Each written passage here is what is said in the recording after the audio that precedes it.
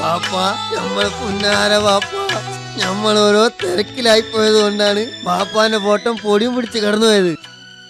നമ്മളോട് പൊറുക്ക്, ഇനി ഒരിക്കലും വാപ്പാന്റെ ഫോട്ടം നമ്മൾ വൃത്തികേടാക്കി ഇടൂല. ബാപ്പ ഇതാരുടെ ഫോട്ടോയാ? കണ്ടിട്ട് എന്ത് തോന്നുന്നു? ഏതോ പിച്ചക്കാരനാണെന്ന് തോന്നുന്നു. ആടിച്ച് കണ്ണ് നമ്മൾ ഓട്ടിച്ചാളും വരാലേ. എടാ ഇത് വാപ്പാന്റെ വാപ്പാണ്, അതായത് എന്റെ വല്യപ്പ. ഇത്രയും നാള് തട്ടുമോർത്ത് പൊടിയും പിടിച്ച് കിടക്കാനും വാപ്പ. സോറി ബാപ്പ.